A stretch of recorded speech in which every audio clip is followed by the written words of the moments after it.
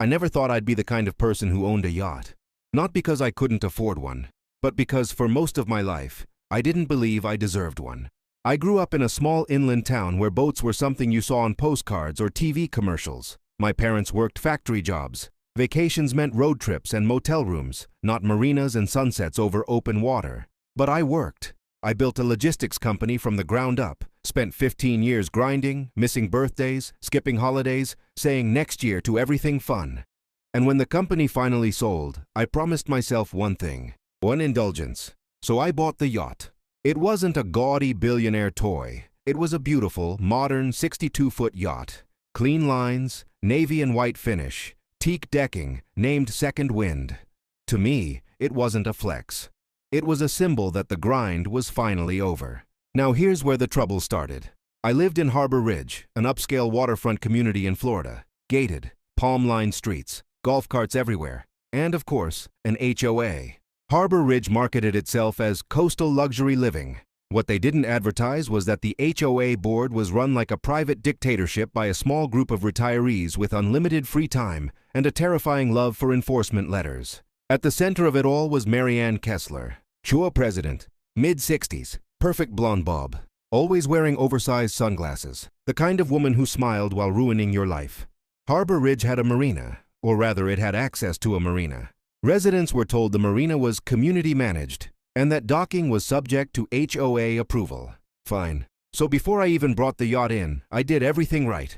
I submitted the paperwork, paid the docking fees, provided insurance, provided specs, provided registration, provided ownership documents. I even waited 2 weeks longer than necessary because the HOA needed time to review. Finally, I got an email. Docking request approved for temporary use, subject to compliance review. Temporary use. That phrase would haunt me. I docked Second Wind in slip 14, a slip that had been empty for over a year. For 3 weeks, everything was peaceful. Neighbors waved. Kids took pictures. People complimented the boat. A couple even asked for a tour. Then one morning, I walked down to the marina, and my stomach dropped. There was a bright orange violation notice zip-tied to the yacht's railing. The notice was laminated. That should have been my first warning. It read, HOA violation notice. Vessel docked without permanent authorization. Violation code MR17. Failure to remove vessel within 72 hours will result in enforcement action. I laughed. Actually laughed out loud. This had to be a mistake. I immediately emailed the HOA office and attached the approval email they'd sent me. No response. I waited a day. Then I called. Straight to voicemail. So I walked to the HOA office. That's when I met Marianne face to face. She was sitting behind a massive desk like a judge, sipping iced tea from a crystal glass. I explained calmly, I have written approval. This yacht is properly registered and insured. Slip 14 was vacant. She smiled. A thin, cold smile. Oh yes, she said, temporary approval. I nodded. Right. And I've been here 3 weeks. No issues. She leaned back in her chair. Well, the board has decided that vessels of your size disrupt the visual harmony of the marina. I blinked. Visual harmony? She nodded seriously. Our community aesthetic is very important. I reminded her that there were other large boats in the marina. She waved her hand dismissively. Those are legacy vessels. That's when the anger started creeping in. So what exactly are you saying? I asked. She folded her hands. You have 72 hours to remove the yacht.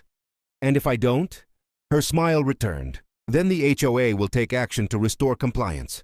I left furious, but not scared, because I still believed logic applied. I emailed again, sent certified letters, even had my attorney send a formal notice. No response. Then, on the third day, I got a knock at my door. 2 men in reflective vests, 1 clipboard, 1 camera. They handed me a paper. Final notice, enforcement action authorized. I asked what that meant. One of them shrugged. HOA contract. We're just following orders. That night I couldn't sleep. So I went down to the marina at 5:30 a.m. And that's when I saw the excavators. There were 3 heavy machines parked at the marina. An excavator, a crane, and a flatbed truck. My heart started pounding. I ran. As I got closer, I saw HOA security blocking the dock. Marianne was there. Hard hat, clipboard, smiling. I yelled, "You can't do this!" She didn't even flinch. You were given ample notice. The excavator arm swung. Metal screeched against fiberglass. I screamed. People came running. Neighbors filming. Gasps everywhere. They didn't tow it. They didn't remove it. They demolished it, crushing the hull, shattering windows, ripping apart the deck. The yacht I worked 15 years for was reduced to wreckage in under 20 minutes. I felt sick, physically sick. When it was over, Marianne handed me another paper. Invoice, unauthorized structure removal, cleanup and disposal fee, $48,750. I stared at it. You destroyed my property, I said quietly. She shrugged. You violated HOA policy. That was the moment something snapped. Because while Marianne thought she had all the power, she had no idea who she was dealing with. What the HOA didn't know, what Marianne never bothered to check, was who owned the marina. Harbor Ridge didn't own it. The marina was privately owned by an LLC. An LLC that I acquired 6 months earlier as part of an investment portfolio. Yes, I owned the entire marina, every slip, every dock, every contract.